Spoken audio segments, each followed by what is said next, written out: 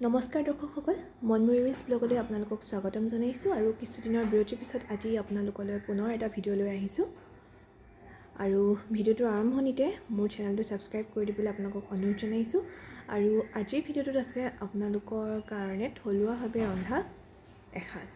আহকচোন মই কি ৰান্ধিলোঁ ভিডিঅ'টো চাই যাওঁ।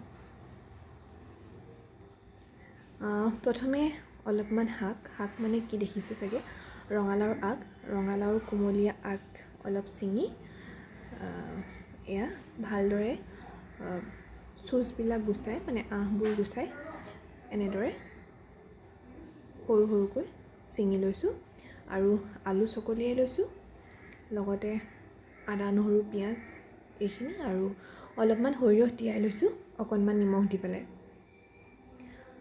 এইখিনিয়ে বস্তু। আহক এতিয়া কেনেদৰে ৰান্ধিলোঁ তাকে চাওঁ। এয়া মই কেৰাহীখন পাতি লৈছোঁ, তাৰপিছতে তেল গৰম কৰি পিঁয়াজ দি দিছোঁ। পিঁয়াজখিনি অকণমান ভজা হোৱাৰ পিছত আদা নহৰুখিনি দি দিছোঁ। আদা নহৰুখিনি একেবাৰে পিচি লোৱা নাই, অকণমান থেতেলিয়াই লৈছোঁ। তাৰপিছতে এয়া কাটি থোৱা শাক আৰু আলুখিনি দি পেলাই অকণমান লৰাই দিছোঁ।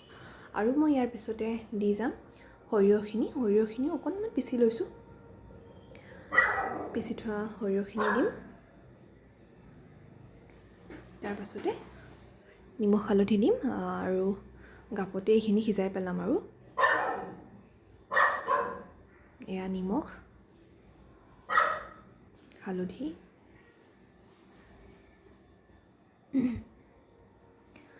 একেবাৰে সহজ আৰু সাধাৰণভাৱে বনাইছোঁ, কিন্তু খাবলৈ সোৱাদ হয়। এয়া এনেদৰে লৰাই মই জুইটো কমাই দি পেলাই ঢাকোন মাৰি গাপতে এনেদৰে সিজাই দিম আৰু সিজা হ'লে নমাই পৰিৱেশন কৰিব পৰা যাব। এয়া শাক সিজিছে। তাৰ পাছতে কি বনাইছোঁ চাওক। তাৰপৰা এয়া দাল মাখানি বনাবলৈ লৈছিলোঁ। দাল মাখানিৰ বাবে এয়া বইল কৰি লোৱা আপোনালোকৰ কি কয় এইটো লুবিয়া আৰু মাটিমাহ এয়া এনেদৰে বনালোঁ।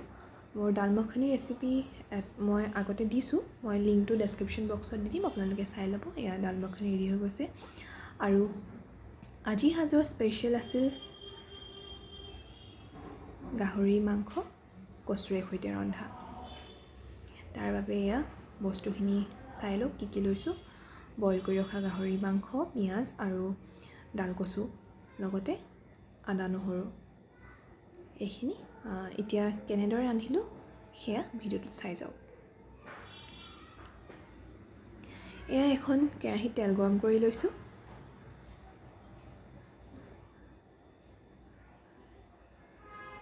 তেল গৰম হোৱাৰ পাছতে কাটি ৰখা পিঁয়াজখিনি ইয়াতে দি পেলাই লৰাই দিছোঁ।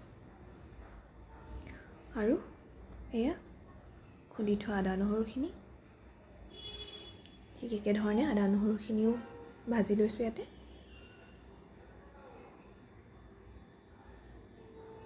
আৰু এয়া মাংসখিনি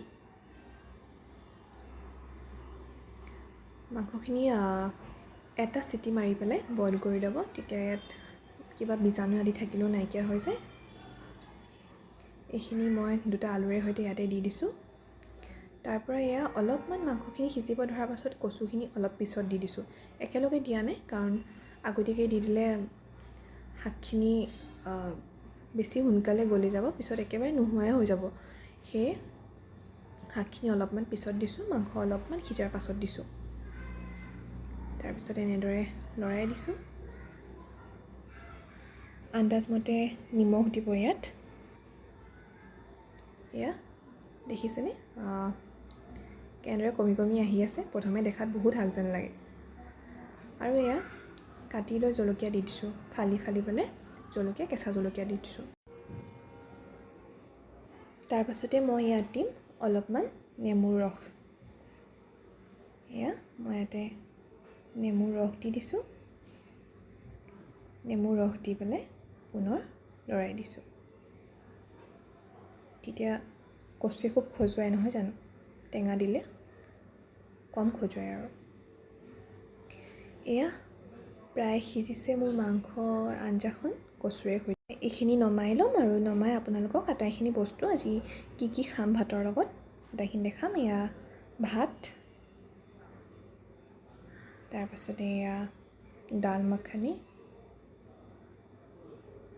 অলপ পানী বেছিকৈ দিলোঁ সেই এনেকুৱা দেখাইছে, আৰু এয়া গাহৰি আৰু কচুৰ আঞ্জা, তাৰপিছতে এয়া ৰঙালাওৰ আগৰ ভাজি। এয়া হৈ গ'ল সুস্বাদু এসাঁজ আহাৰ কম সময়তে। আৰু আপোনালোকক ভিডিঅ'টো চোৱাৰ বাবে জনাইছোঁ অশেষ ধন্যবাদ। আৰু নেক্সট ভিডিঅ' চাব, আৰু এটা ইণ্টাৰেষ্টিং ভিডিঅ' লৈ আহি আছোঁ। এয়া দুখনমান ফটো, আৰু